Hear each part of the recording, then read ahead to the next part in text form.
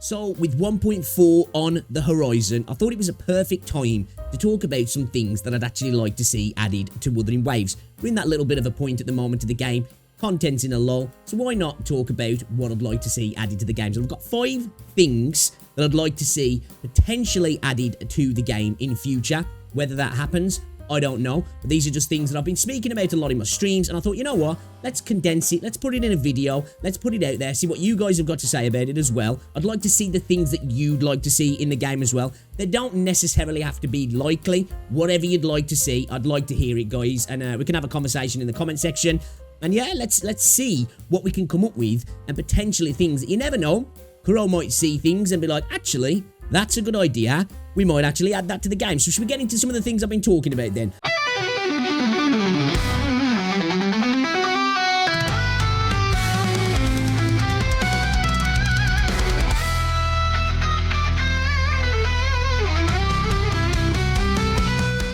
Alright, we've got 5 kind of general ideas that I'd like to add to the game. We'll start off with number 1. Traversal updates via 4-star characters.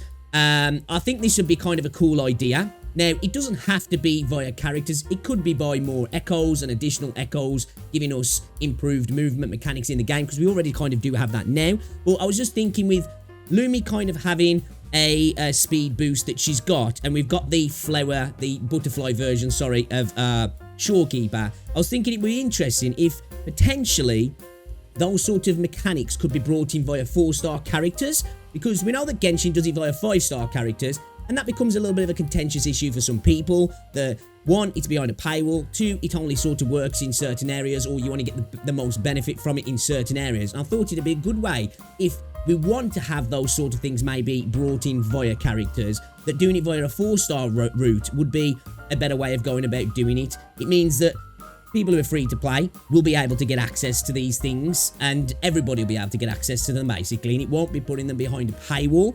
And I feel like, obviously, it's probably not such a good business move for Kuro, but it would definitely be fairer for us, and it would allow people to, you know, give 4 stars a lot more meaning and reason to pull on them, you know, because unless they're really good 4 stars in terms of the kit or potentially visuals, which again, Lumi looks amazing, if you've got premium 5-star characters, you're probably not going to want to switch them out. But maybe in the overworld, if we get more things that come into the overworld, it could be a good reason to use 4-star characters, you know, such as things as higher jumps, movement speed increases, extra glide in terms of the time when you're gliding, increase that sort of time for that sort of stuff, and a myriad of other things that could be added. I'd like to see something like that.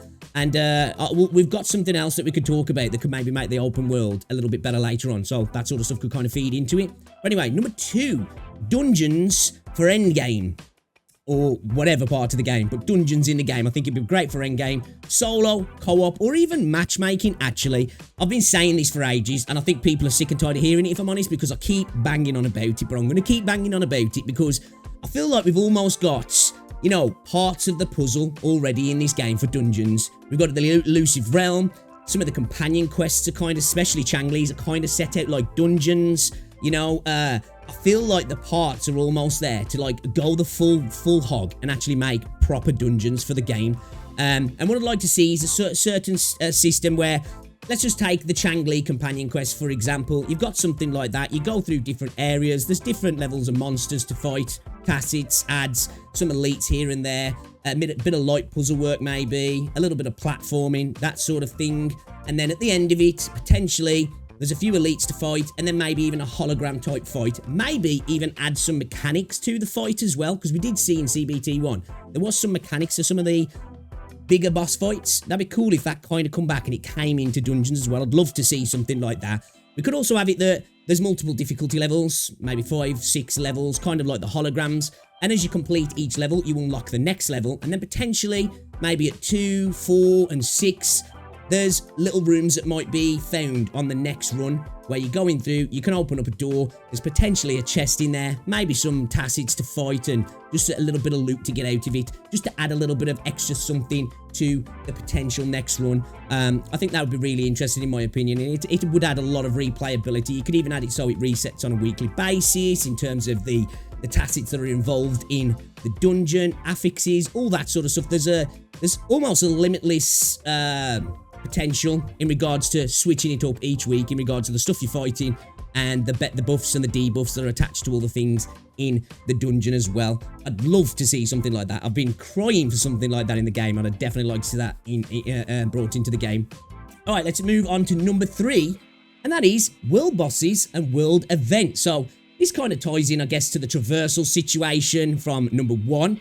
And I would love to see world bosses in the game. It can either be completed solo or in co-op, or potentially maybe even matchmate.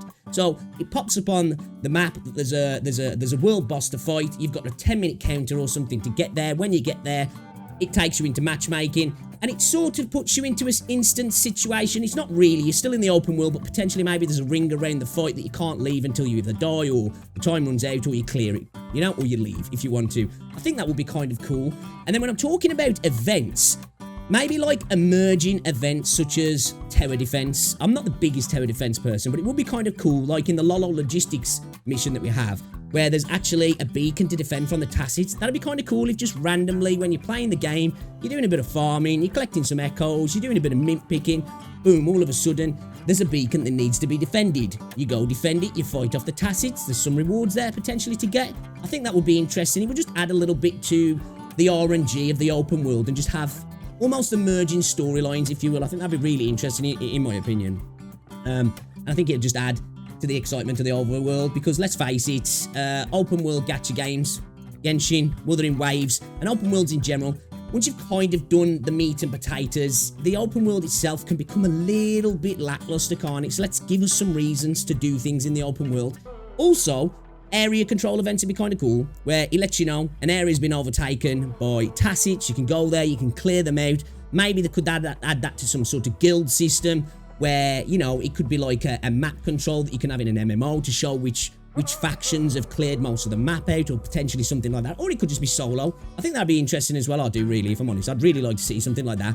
Right then, let's move on to number 4. Minigames. I've saw some people are not too bothered about minigames. I would really like to see minigames in Wuthering Waves. There's a little minigame that's in PGR at the moment. It's kind of like a little Candy Crush boss thing. It's silly. It's nothing really, but it's just fun. It's a distraction. It's an abstract way of playing the game in the normal way. It's not the typical combat loop that you're doing. It's something that if somebody walked in the room who hadn't been playing the game for months, they'd be like, what you playing? You'd be like, Wuthering Waves. And they'd be like, this ain't Wuthering Waves. Something like that. I'd really like to see something like that.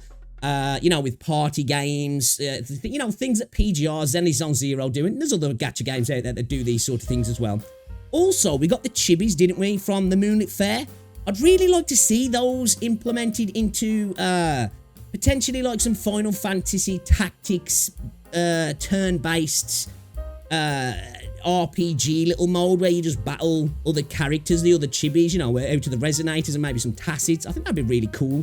Or like some sort of 2D battle mode that you could do with the chibis. And they could also be used for like dorms or housing modes, you know, so you can collect stuff and add them to your dormitories or the housing system in the game. And you could do it via the chibis, because that way then it wouldn't be anything that has to be made in a massive way in a 3D environment. You could probably get that sort of content out a lot faster and a lot easier in terms of all the assets and all that sort of stuff. And I think people would find that interesting as well. And it's, you know, it could have daily missions there. You kind of have the same sort of thing in PGR. It'd be similar to that really, but like using the chibis. I think that would be a fun little distraction, if I'm honest. If you're just bored of doing the typical things, but you're wanting to play more Wuthering Waves maybe, and it's just a way to add to the daily grind, shall we say. So, last but not least, let's talk about actual full-on daily and weekly endgame. I know I mentioned dungeons, which are endgame, but they're their own thing. They're something that's bigger, kind of like the Elusive Realm, that I feel like would be, you know, treated as such and will be developed on and expanded over time. We do have the new event coming in 1.4, which we don't know if that's going to be something similar. Again, I feel like we're getting ever closer to dungeons, so hopefully that might be a thing that actually happens. Right then, daily, weekly endgame. We could have a terror mode that's similar to the mode in Zenly Zone Zero. I've been asking for that for a while. We got the terror adversity, and I think we've got this physical place in the world. Let's do something a little bit more with it. You know, let's actually make it an academy for training resonators that isn't just go in and do the 3 towers and then you're done. You could have endless wave mode in there.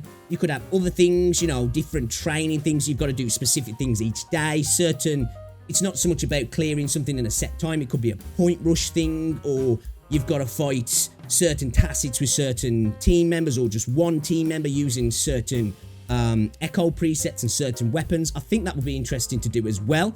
I also would like to see something that was similar to the Infinite Battle Simulation, but maybe just a little bit tweaked and more emphasizing the last part where it's all about just getting as many points as you can within a set amount of time. I feel like that'd be a really good mode for everybody on a daily situation.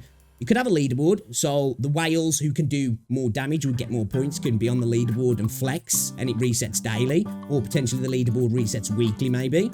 And then free-to-play players as well, who are maybe earlier on in the game, or just, you know, don't want to do things like the Tower of Adversity, because there's plenty of people out there. It's something they could get involved in as well. So there's no failing. It's just you're not going to get as many points as the skilled players or the whales, which I think would be a really cool thing. It'd be for everybody there as well. And I also think as well, weekly resets on holograms would be a really good idea. Give you reasons to go back and fight the holograms, obviously with reduced rewards. I can't give you the same amount of rewards, I would think. At least anyway, I wouldn't think that, especially on a weekly reset. And, you know, allow people to add affixes to the fights. You know, for challenges, you know, specific debuffs, buffs, you know, just certain things that you can select in the fight and add and give your characters certain affixes in the fight, or make it so that you're doing reduced damage or increased damage, and just, you know, just play with it basically. Allow you to curate the fight and make it a little bit more, you know, unique, and you can just have fun with it basically and use it as a test bed. I feel like it'd be a really good place to do test bed stuff, because that's where some of the harder fights from a skill point are in the game, and I feel like it'd be a really good way doing all that sort of stuff and tackling it in different ways for people to improve on the game, in my opinion, because it's not set to a time, it's not a DPS check, it's really learning the patterns of the enemies and skill basically with the holograms, isn't it? I feel like emphasizing that and building that out would be a really good way to improve the game and improve players as well. So I'd like to know what you guys think. That's the 5 things that I'd actually like to see added to Wuthering Waves. There's lots of others, but at the moment, those would probably be the things that are prioritized, that I'd get in the game first, or that I'd least like to see. Now, will we ever see any of these things? I don't know, but I'd really like to see them. And I just thought I'd make this video because I mention these sort of things in videos here and there and in my live stream. So I thought, you know what? Let's put it together. Let's talk about it. 1.4 is coming. Best time to talk about it. We've got new content. Let's kind of just like, you know, talk about what we'd like to see in the game. Let me know the things that you'd like to see in the game as well, guys. I'd be very much interested to hear what you've got to say. And what do you think about the things that I've spoke about as well? Would you like to see them? Or do you think they're trash ideas? I'd love to know in the comment section. If you have enjoyed the video, guys, drop a like, subscribe if you're new, and I'll see you all in the next video. Catch you later. Ciao.